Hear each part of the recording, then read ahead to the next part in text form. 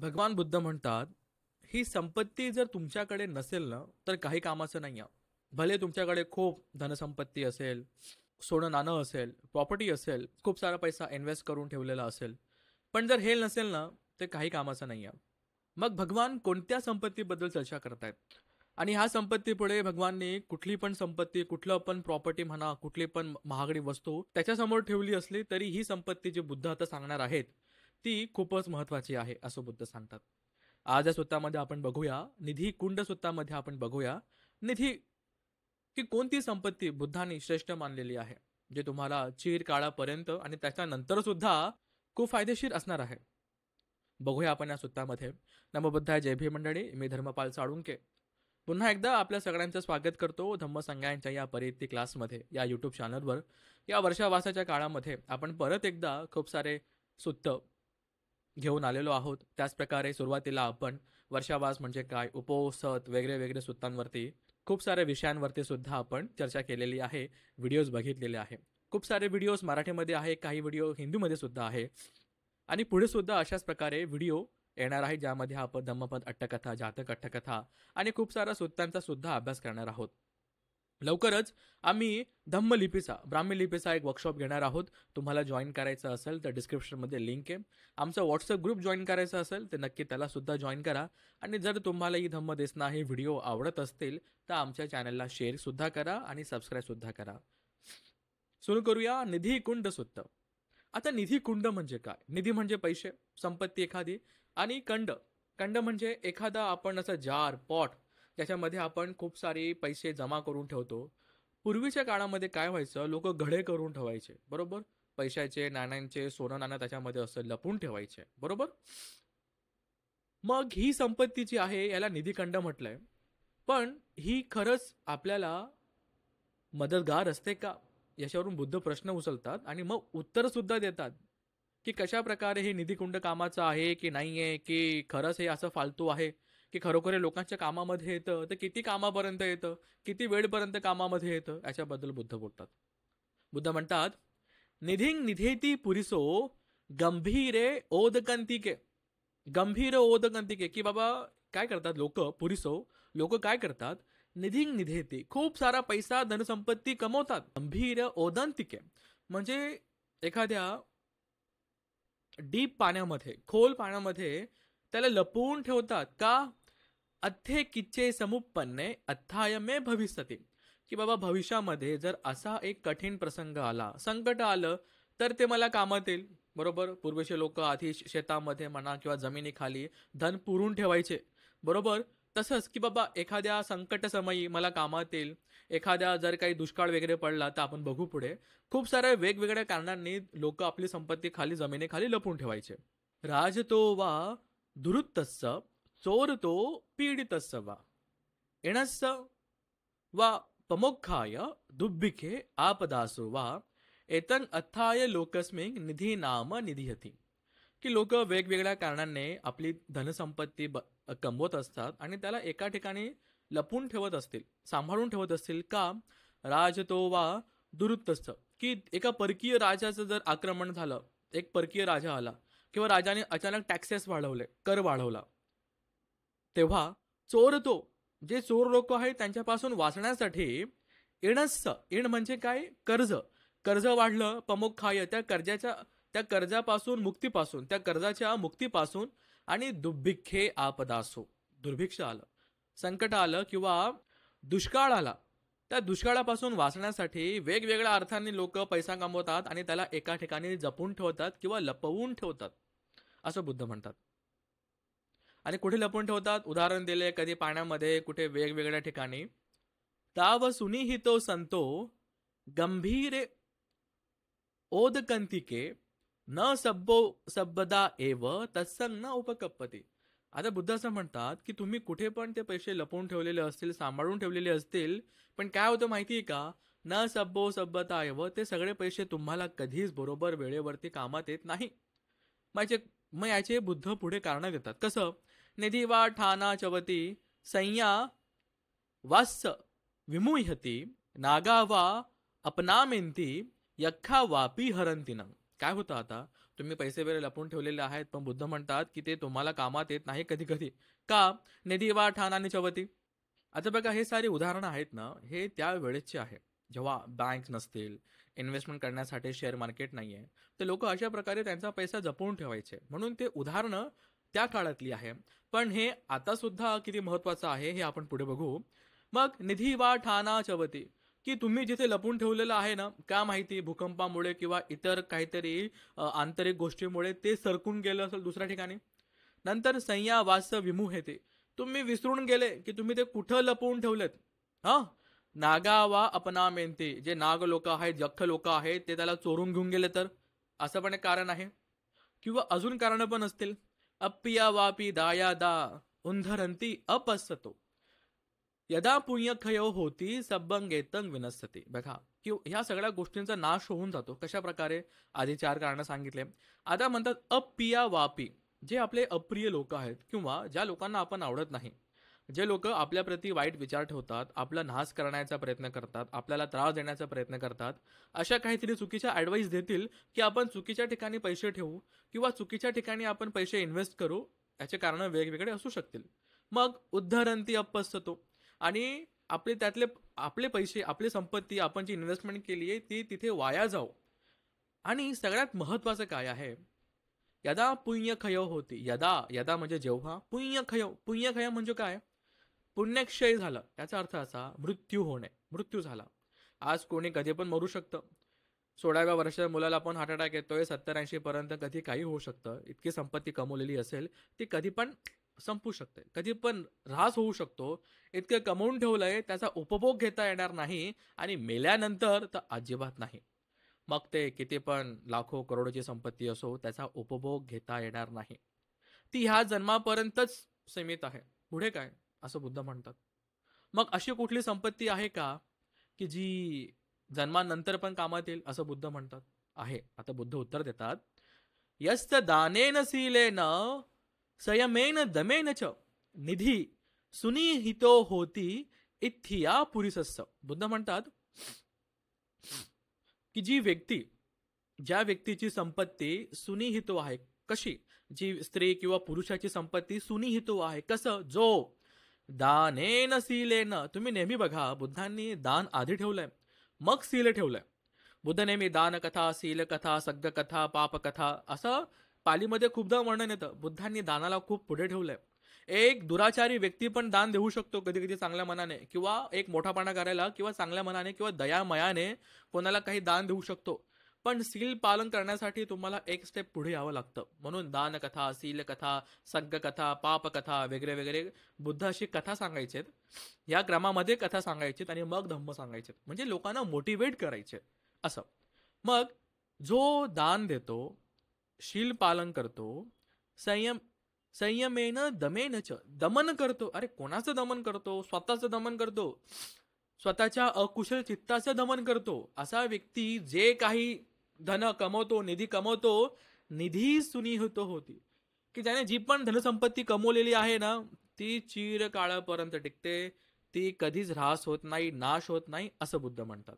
बुद्ध म्हणतात दान केलं पाहिजे, शील पालन केलं पाहिजे, पण कोणाला दान केलं पाहिजे? बुद्ध हे पण सांगतात, चेतियम्मीच संघे वा पुग्गले अतिथिसु मातरी पितरी चापी अथो जेठ्ठम्मी भातरी. बुद्ध म्हणतात की चेतियम्मी, चेतिय म्हणजे जिथं स्तूप बनलं जात आहे, जिथे विहार बनलं जात आहे, कदाचित जिथे विपश्यना केंद्र बनलं जात आहे, किंवा जिथे धम्म सांगितला जातोय, अशा ठिकाणी जिथे लोक धम्माचं पालन करतायत, सील समाधी पर्याय शिकतायत, त्याचं पालन करतायत. संघे वा, संघ कोण? जो श्रावक संघ आहे, भिक्षू संघ आहे, भिक्षुणी संघ आहे, जे आपल्याला धम्म सांगतात, असा एक संघ आहे. पुग्गले, पुग्गले अतिथिसू.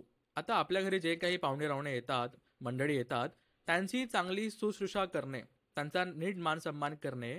पुढे मातरी पितरी चापी, आई वडिलांची सेवा करणे. जेठ्ठम्मी, आणि जे कोणी मोठे लोक आहेत, मोठे नातेवाईक आहेत, भातरी भाऊबंध आहेत, त्यांची सेवा करणे. यांच्यामध्ये खर्च केलेला पैसा हा सुनिहित आहे, म्हणजे ही प्रॉपर इन्व्हेस्टमेंट आहे, असं बुद्ध सांगतात एका अर्थाने. सगळ्यात महत्वाचं काय? जिथे धम्म आहे आणि जिथून धम्माचा प्रचार होतोय, हे पवित्र ठिकाण आहे, बरोबर? बुद्ध म्हणतात यो मंग पස්සती सो धम्मंग पස්සती, यो धम्मंग पස්සती सो मम पස්සती. की जे बुद्धाला बघतात ते धम्माला बघतात. बरोबर, धम्म बुद्धांचा धम्म. आणि जे धर्माला बघतात, जे धम्माला बघतात ते बुद्धांना बघतात असं म्हणणं आहे. आता आपण सगळं धम्म शिकत आहोत. बरोबर, आपण स्वतः बुद्धांना बघत आहोत, बुद्धांची वाणी बघत आहोत. बरोबर, आणि जिथे धम्म सांगितला जातोय, विहार असेल, जिथे संघ एकत्रित होतोय, धम्माचा प्रचार प्रसार करतोय, लोक त्या ठिकाणी शिकतायत, पालन करतायत, प्रयत्न करतायत, अशा ठिकाणी. आणि जितके पण आपले नातेवाईक आहेत, आई वडील आहेत, गुरुजन आहेत, यांचा नीट सन्मान करणं, त्यांचं लालन पोषण करणं, त्यांचं संगोपन करणं, इथे खर्चा केलेला पैसा तुमची नेट इन्व्हेस्टमेंट आहे, चांगली इन्व्हेस्टमेंट आहे, ते तुम्हाला चिरकाळापर्यंत सुद्धा कामात येईल. पुढे एसो निधी सुनिहितो. बघा, ही जी प्रॉपर्टी आहे, ही संपत्ती जी आहे, ही सुनिहितो आहे, प्रॉपर आहे, एकदम परफेक्ट आहे. अजेयो अनुगामिको. अजेयो म्हणजे दुसरा कोणी याला जिंकू शकत नाहीये, ही तुमचं स्वतःचं आहे. जर माझ्या हातामध्ये सोनं असेल, एखादा चोर येईल, कोणी येईल, त्याला चोरी करून तो घेऊन जाऊ शकतो. पण जर माझ्या हातामध्ये माझं पुण्य आहे, त्याला कोण चोरून घेऊन जाईल? ते नेहमी माझ्या पाठीपाठी असेल. अनुगामिको. पहाय गमनीयेसु एतन आदाय गच्छति. पहाय, तुम्ही जर हा रस्ता सोडून दुसरीकडे पण गेले, अर्थात तुम्ही जर वारले, तुम्ही जर मेले, तुम्ही जर हा मनुष्य, तुम्ही हा मनुष्य लोक सोडला, तरी सुद्धा ते तुमच्या पाठी येणार आहे. असं हे पुण्य आहे, असं हे कर्म आहे, बुद्ध सांगतात. बघा, दान दिलंय आपण या ठिकाणी, संघाला, विहारासाठी चांगल्या ठिकाणी दिलंय, आईवडिलांची सेवा केली आहे, आणि चांगल्या व्यक्तींची, कल्याण मित्रांची, धम्म मित्रांची आपण एका प्रकारे सेवा केली आहे. ते पैसे तुमचे कुठे वाया जात नाही. जे संपत्ती, जे पुण्य तुम्ही कमवलं आहे, ते आता तर तुम्हाला कामात येईल, पण आता नंतर, याच्यानंतर सुद्धा तुम्हाला कामात येईल, असं बुद्ध सांगतात. मग बुद्ध तर हेच सांगतायत, कसं? असाधारण अचोराहरणो निधी कैराथ धिरो पुण्यानी यो निधी अनुगामिको. तुम्ही ह्या जगामध्ये जी काही संपत्ती आपण कमवली आहे, घरदार बनवलेला आहे, सोनं बनवलेलं आहे, प्रॉपर्टी बनवलेली आहे, खूप सारे इन्व्हेस्टमेंट करून ठेवली आहे, SIP आहे, शेअर मार्केट आहे, वेगळे वेगळे आहे, क्रिप्टो कॉइन्स आहे, मेल्यानंतर काय?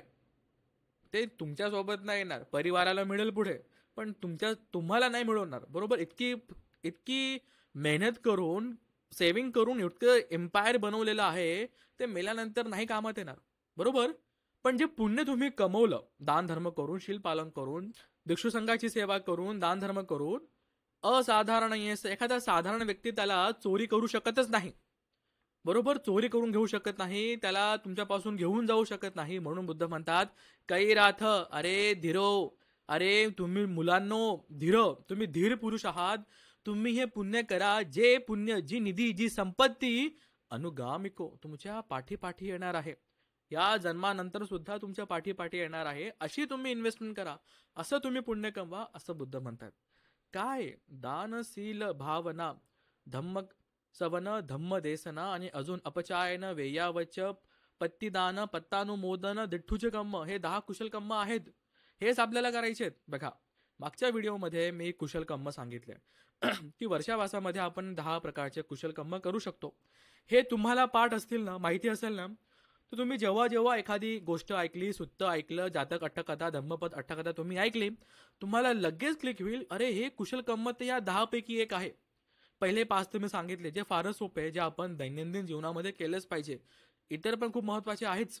ठीक आहे, लगेच कळेल, अरे हे तर मला पाठ आहे, आणि हे ह्या कुशल कर्मामध्ये येतं.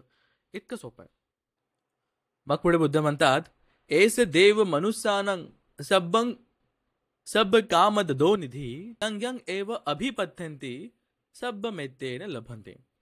आता जेव्हा आम्ही असे मोठ्या शब्दांची फोड करत असतो संधी समाजच्या अनुषंगाने, तेव्हा असे उच्चारण होत असतात, जसं यंग एव, की जे काही तुम्ही इच्छा करतात, जे काही तुम्ही इच्छा करतात, सबंग मेत्तेने लभती, ते सगळं तुम्हाला प्राप्त होत असतं. कोणाकोणाला? एस देव मनुष्यानं, की देवता आणि मनुष्य जर अशा प्रकारे ते त्यांचं पुण्यकर्म करत असतील, तर सब काम दतो, कामभोगाच्या म्हणजे इंद्रियांच्या सुखांच्या सगळ्या गोष्टी तुम्हाला मिळत असतात, असं बुद्ध सांगतात. ठीक आहे, कारण की पुण्यकर्म केलं तर एखाद्याला सगळ्या कामभोगाच्या गोष्टी बरोबर मिळतात. साधन संपत्ती असेल, पैसा पाणी असेल, वेगळे चांगल्या प्रकारचं जेवण, वेगळे राहणीमान असेल, हे पुण्याच्या प्रतापाने मिळतात, असं बुद्ध म्हणतात. आणि जे जे तुम्ही इच्छा कराल, यंग यंग एव अभिपत्यंती, जे जे तुम्ही इच्छा कराल ते पण तुम्हाला मिळेल असं बुद्ध सांगतात. मग अजून या पुण्याच्या प्रतापाने काय काय मिळतं तुम्हाला? तर सुवर्णता, सुसरता, सुवर्णता. जसं तुमचं शरीर सुवर्णित असेल, सुंदर कलर असेल, छान दिसणारं तुमचं शरीर असेल, तुमचा रंग असेल. सुसंठाना, सुसंठाना म्हणजे काय? तुमचं जे बॉडी तुमचं जे बॉडी पोश्चर आहे, जे तुमची इरियापत आहे, चालणं, उठणं, बसणं, झोपणं, एकदम पद्धतशीर आणि त्या प्रकारे तुमची बॉडी असेल. जे दिसायला पण सुंदर असेल आणि चालण्यामध्ये, वागण्यामध्ये सुद्धा फार व्यवस्थित आणि दुसऱ्यांना आवडणारं असेल, अशी चालढाल असेल. आधिपत्यय परिवारो, आधिपत्ययो म्हणजे परिवारामध्ये तुमचा एक मान सन्मान असेल, पारिवारिक सुख तुम्हाला मिळेल, एक अधिपत्यय असेल, एक अधिकार असेल अशा प्रकारे. आणि सब मेतेने लभते, चांगलं तुम्हाला शरीर मिळेल, सुंदर दिसणारं, सुंदर असणारं, लोकांना आवडणारं, त्याचबरोबर घरादारामध्ये तुमचा एक अधिकार असेल, लोक तुमचं ऐकतील, त्याचबरोबर मान सन्मान असेल अशा प्रकारे. आणि कामभोगाच्या खूप साऱ्या गोष्टी सुद्धा तुम्हाला मिळतील या पुण्याच्या प्रतापाने, तर तुम्ही अशा प्रकारे कुशल कर्म केलं तर.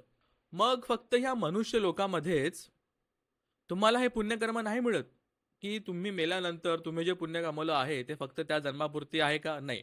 बुद्ध म्हणतात की नाही, याच्यानंतर सुद्धा तुम्हाला खूप काही गोष्टी मिळणार आहेत. आता सांगितलं, शरीर मिळेल तुम्हाला, खूप साऱ्या कामभोगाच्या गोष्टी पण मिळतील तुमच्या पुण्याच्या प्रतापाने, तुमच्या पुण्याच्या अकॉर्डिंगली. जितकं पुण्य आहे तसं तुम्हाला मिळेल. पुढे एवढंच नाही तर पदेस राज्यं, पदेस म्हणजे एक चांगला एरिया, राज्य मिळेल तुम्हाला. राजा असेल, राज्य व्हायचं असेल तर तशी संपत्ती मिळेल. इस्तरियं, ऐश्वर्य, खूप सारं ऐश्वर्य मिळेल. चक्रवर्ती सुखं पियं, चक्रवर्ती, एखाद्या चक्रवर्ती राजाला ते सुख असतं, जे त्याचे 9 रत्न असतात, 7 रत्न असतात, तसं तुम्हाला सुख मिळेल ह्या पुण्याच्या प्रतापाने.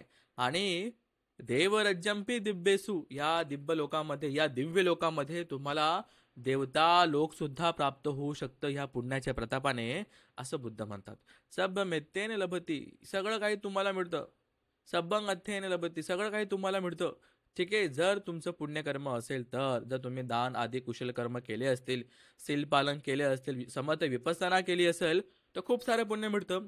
आणि ही जी तुमची कमाई आहे ती ही फक्त ह्या जन्मापुरती मर्यादित नाहीये, ती तुम्हाला तुमच्या पुढच्या जन्मामध्ये सुद्धा फायदेशीर असते. बघा, पटीसंधी होते, एखादा व्यक्ती मरतो आणि दुसऱ्या ठिकाणी जन्माला येतो, ती पटीसंधी होते. ती कशामुळे होते? आपला ह्या जन्माचा किती पुण्य आणि पापाचा बॅलन्स आहे त्याच्यावरती. कोणी कोणी लगेच दुसऱ्या लोकांमध्ये जन्माला येतो, कोणाकोणाला वेळ लागतो, कोणी कोणी प्रेत लोकांमध्ये जातो. हे ज्याच्या त्याच्या पुण्यकर्मावरती, अकुशल कुशल कर्मावरती अवलंबून असतं. आणि हेच आपण आतापर्यंत खूप साऱ्या अट्टकथा, जातक अट्टकथा, धम्मपद अट्टकथा मध्ये सुद्धा बघितलं, खूप साऱ्या सुत्तांमध्ये सुद्धा बघणार आहोत. अशा प्रकारे आहे. म्हणून कुशल कर्म असणं, ज्याचं पारडं जितकं हेवी आहे तो तितका लवकर खाली जाईल, आणि ज्याच्याकडे जितकं सारं पुण्य आहे तो तितका वरवर जाऊ शकतो. पुढे बुद्ध म्हणतात, मानुसिकाचे संपत्ती देव लोकेचे यारती, याच निब्बान संपत्ती सब मेत्तेने लभती. सब मेत्तेने लभती, की फक्त मनुष्यांची संपत्ती, मनुष्य लोकातली संपत्ती असेल किंवा देवलोकाची जी काही संपत्ती असेल हे तर आहेच, पण याच बरोबर निब्बान संपत्ती सुद्धा आहे. फक्त मनुष्य लोकातली, देव लोकातली नाही, तर निब्बान संपत्ती आहे, जी सगळ्यात मोठी संपत्ती आहे, ज्याच्यासाठी तुम्ही आम्ही प्रयत्न करत आहोत की आपले 10 पारामे पूर्ण होऊन जाओ, आपले अकुशल कर्म कमी हो, कुशल कर्म वाढो, बुद्धांचा धम्म ऐकायला मिळो, एक दिवस असा येऊ की आपल्याला बुद्ध सुद्धा दिसो. आणि यासाठीच आपण इतके कुशल कर्म करत आहोत. तर ही निब्बान संपत्ती आहे. ठीक आहे, एवढं सगळं तुम्हाला मिळू शकतं असं बुद्ध म्हणतात. नंतर मित्य संपदा मागम योनिसोव पयुज्यतो विद्या विमुक्ती वसी भावो सब मैतेन लभते. योनिसोव पयुज्यतो, जो व्यक्ती अशा प्रकारे, योनिसोव म्हणजे खूप चांगल्या प्रकारे, अशा प्रकारे तो पैसा पाणी त्याचा इन्व्हेस्ट करतो किंवा चांगल्या गोष्टीवरती खर्च करतो, भिक्षू संघावरती, कल्याण मित्रांवरती, जे शीलवान आहे, सदाचारी आहे, अशांवरती जेव्हा तो खर्च करतो, तेव्हा मित्र संपदा, की मित्र, चांगले चांगले मित्र, कल्याण मित्र त्याला लाभतात, खूप सारे कल्याण मित्र लाभतात. त्याचबरोबर खूपच महत्वाचं बघा, विद्या विमुक्ती वसी भाव, विद्या खूप साऱ्या प्रकारची तुम्हाला विद्या, नॉलेज तुम्हाला मिळतं. तुम्ही हुशार असतात. एखादी गोष्ट समजायला तुम्हाला जास्त वेळ लागत नाही. अभ्यासू असतात. आता विमुक्तीचा अर्थ असा घेऊ, की धार्मिक क्षेत्रामध्ये तुम्हाला खूप सारे ज्ञान असेल, की ज्याने तुम्हाला मुक्ती मिळू शकते, निब्बाण अवस्था मिळू शकते असं. आणि वसीभावो. आता वसीभावो म्हणजे एखाद्याचं वशीकरण नाही. तुमचा ओरा असा असेल, तुमचं रूप असं असेल, तुमचं चालण्यातनं, वागण्यातनं, बोलण्यातनं लोकं तुमच्या वशामध्ये येतील, तुमचं ऐकायला लागतील. तुम्ही काही बोलत असतील तर ते ऐकतील, लक्ष देऊन ऐकतील. अशा प्रकारचं वसीभाव, अशा प्रकारचं वशीकरण, हे सगळं काही तुम्हाला या पुण्याच्या प्रतापाने मिळणार आहे, असं बुद्ध सांगतात. पटिसंभिधा विमोक्षाच याच सावक पारमी, पच्चेक बोधी बुद्ध भूमी सब मैत्रीन लभती. तेच आहे. हे कुशलकर्म तुम्हाला इतक्या पुढे पुढे घेऊन जातं की पटिसंभिधा होते, विमुख होतं, विमोक्ष होतं, संयोजन नष्ट होतात. ही सावक पारमी जी आपण अशा प्रकारे कुशलकर्म करून आपली पारामी पूर्ण करत आहोत, त्याच्या प्रतापाने प्रत्येक बुद्धांचं सुद्धा तुम्हाला शासन लाभू शकतं. त्याच प्रकारे बुद्धभूमी, जेव्हा बुद्धांचं शासन असतं तेव्हा सुद्धा तुम्ही जन्म घेऊ शकतात. बुद्धांचा धम्म तुम्ही ऐकू शकतात, बुद्धांना सुद्धा बघू शकतात, बुद्धांकडनं धम्म ऐकू शकतात, बुद्धांच्या संघामध्ये जाऊ शकतात. सब मैत्रेने लभती. हे काही तुम्हाला सगळ्यांना मिळू शकतं जर तुम्ही अशा प्रकारे कुशलकर्म केलं, अशा प्रकारे तुम्ही हे निधी कुंड तुमचं बनवलं, अशा प्रकारे तुम्ही तिथे इन्व्हेस्ट करत गेले. एखाद्या फालतू गोष्टीमध्ये खर्च न करत घेता चांगल्या गोष्टीमध्ये खर्च करत गेले, चांगल्या गोष्टीची तुम्ही इन्व्हेस्टमेंट करू लागले, सील समाधी पय्येचा अभ्यास करू लागले, ती तुमची खरी इन्व्हेस्टमेंट आहे, असं बुद्ध सांगतात. तसंच एवं महित्थिका ऐसा यंग इदं पुण्य संपदा. ही जी पुण्य संपदा आहे ना, जे आपण असं कुशल कर्म केल्यानंतर जे पुण्य कमवलेलं आहे, जी इन्व्हेस्टमेंट केलेली आहे, ती महित्थिका खूप मोठ्या अर्थाने तुम्हाला लाभदायी असते. खूप मोठ्या काळापर्यंत, चिरकाळापर्यंत, ह्या जन्मानंतर सुद्धा. आणि म्हणून तस्मा धीरा पसंती पंडिता कतपुण्यानी. पंडित व्यक्ती कोण, मी आधी पण सांगितलं, की जो व्यक्ती, ज्याला कळतं अकुशल काय आहे आणि कुशल काय आहे, चांगलं काय आहे आणि वाईट काय आहे, ज्याला कळतं, असा व्यक्ती पंडित आहे. जो शिलवान आहे, सदाचारी आहे, समते विपස්සनेचा अभ्यास करतोय किंवा प्रयत्न करतोय, त्याला आपण पंडित व्यक्ती म्हणूया. आणि कतपुण्यतंती, की जे काही पुण्यकर्म करून आपल्याला हे सगळं लाभलेलं आहे, असे लोक कोण, धीरा, जे धीरवान लोक आहेत, खूप त्यांच्यामध्ये धैर्य आहे पुण्यकर्म करण्याचं, ते अशा व्यक्तीची किंवा अशा गोष्टीची ते पसंती, ते प्रशंसा करतात. कसली? या कुशल कर्माची ते प्रशंसा करतात, की जर असं काही तुम्ही करत आहात तर हे चांगलं आहे, वा खूप छान आहे, त्याची प्रशंसा करतात. आणि हे पुण्यकर्म तुम्हाला चिर काळापर्यंत इत्तिका, तुम्हाला खूप खूप लांबपर्यंत तुम्हाला हे पुण्य सोबत घेऊन जाणार आहे. आपण सुरुवातीला बघितलं की आपण जे काही संपत्ती बुद्धांच्या वेळेस किंवा आधी पण लोक एखाद्या कुंड्यामध्ये, एखाद्या भांड्यामध्ये, मडक्यांमध्ये सगळं सोनं नाणं टाकायचेत, जमिनीखाली पुरायचेत. का? कधीतरी एका दिवशी ते मला माझ्या संकटाच्या समय कामात येईल. पण ते खरंच येईल का? जर तुम्ही त्याच्या आधीच चालले गेले तर, पुण्यक्षय तुमचा झाला तर ती संपत्ती फक्त त्या जन्मापुरतीच आहे. बरोबर? हो, ती तुमच्या नातेवाईकांना, तुमच्या नॉमिनी लोकांना भेटेल, एकदम बरोबर आहे. पण आपल्यासाठी काय? इतकी मेहनत करून ते पैसा कमवला आणि तो वाया गेला, मेल्यानंतर नाही भेटला. असं काही संपत्ती आहे का, असं काही निधी आहे का, की जी आपल्याला ह्या जन्मामध्ये सुद्धा आणि ह्या जन्मानंतर सुद्धा कामात येईल, चिरकाळापर्यंत, खूप जास्त काळापर्यंत आपल्या सोबत असेल, आपण त्याचा उपभोग घेऊ शकतो. बुद्धांनी खरंच सांगितलं ह्या सुत्तामध्ये, की खरोखर दानशील भावना करून, कुशल कर्म करून, दान पारामी पूर्ण करून, शील पारामी पूर्ण करून, इतर 10 पारामी पूर्ण करून खूप सारे पुण्य आपण अर्जित करू शकतो. आणि याच्या मार्गावरती आपण आहोत. आपण धम्मश्रवण करत आहोत, धम्मदेशना ऐकत आहोत, तर खूप सारं पुण्यकर्म होत आहे. त्याचबरोबर मनामध्ये श्रद्धा झाली, आपण दान देतो. भिक्षू संघाला, भिक्षुणी संघाला, विहारामध्ये, एखाद्या चांगल्या ठिकाणी आपण दान देत असतो. जिथे धम्म वाढत आहे अशा ठिकाणी आपण दान देतो. हे पुण्यकारी आहे आणि हीच खरी आपल्या सगळ्यांची इन्व्हेस्टमेंट आहे. आता बुद्धांच्या वेळेस आपण एक खूप मोठा व्यापारी बघतो, बिझनेसमॅन बघतो आणि खूप मोठा श्रीमंत व्यक्ती अनाथपिंडिक बघतो. अनाथपिंडिक कसा झाला? अनाथपिंडिकाकडे इतकी संपत्ती कशी आली? नक्कीच त्याने मागच्या काही जन्मांमध्ये कुशलकर्म केलं आहेत, म्हणून इतक्या मोठ्या प्रमाणामध्ये त्याच्याकडे संपत्ती आहे. याचबरोबर जर आता आपण आत्ताच्या घडीला बघितलं अंबानी वगैरे वगैरे खूप मोठे मोठे लोक आहेत, बरोबर. त्यांच्या वडिलोपार्जित संपत्ती त्यांना मिळाली, पण त्या घरात जन्म होणं, त्या घरात त्या ठिकाणी जन्म होणं, यालाच पुण्य म्हणतात. का एखादा व्यक्ती एकदम गरीब घरामध्ये जन्माला येतो आणि का एखादा व्यक्ती एकदम श्रीमंत जिथे सगळ्याच गोष्टी असतात, पार चांदीचे सोन्याचे चमचे असतो आपण असं म्हणूया, का हे कोण ठरवतं, बरोबर. कोणीतरी असेल ना ज्याला ठरवत असेल की हो, हा व्यक्ती त्या गरीबाच्या घरा हा व्यक्ती त्या गरीबाच्या घरात जाईल, हा व्यक्ती अंबानी सारख्या लोकांच्या घरामध्ये जाईल, हा व्यक्ती इथे जाईल तिथे जाईल, याच्याकडे अशी संपत्ती असेल, हा इतका गरीब असेल, याच्या खाण्यापिण्याचे वांदे असतील आणि याला काही करायची गरज नाहीये, याच्याकडे शेकडो हजारो लाखो करोडो रुपयांची संपत्ती आहे. हे कोण ठरवतं? कोणीतरी असेल ना. कोण ठरवतं? हा निसर्ग ठरवतो. निसर्ग कोण? हा धम्म ठरवतो, बरोबर. निसर्ग काय आहे? एक सिस्टमॅटिक पद्धतीने काहीतरी चालत आलेला आहे, ज्याला कोणी ज्याला कोणी मॉनिटर करत नाही, तो फक्त धम्म आहे, बरोबर. हा जो धम्म आहे हा ऑटोमॅटिकली काम करत आहे. पाप पुण्याचे कॅल्क्युलेशन ऑटोमॅटिक बनत आहे. कुशल अकुशल लोक जे करत आहेत त्यांच्या प्रत्येकाची एक अशी एक बॅलन्स शीट बनत आहे आणि त्याच्या अनुषंगाने असंच पुण्य किंवा पाप केल्यानंतर अशाच प्रकारे गती लाभते. असाच धम्म आहे. एस धम्मो सनातनो. आजकाल लोक म्हणतात हे सनातनी धर्म आहे, हे सनातन आहे. अरे बुद्धांचा धम्म एस धम्मो सनातनो, हाच धम्म आहे जो अनंत चीर काळापासून चालत आलेला आहे, असं बुद्ध सांगतात. मग आपण आज पुण्य कमवलं का? हो, थोडंफार तरी पुण्य कमवलं. फ्रॅक्शनमध्ये का नसो, छोट्या छोट्या संख्येमध्ये का नसो, हो.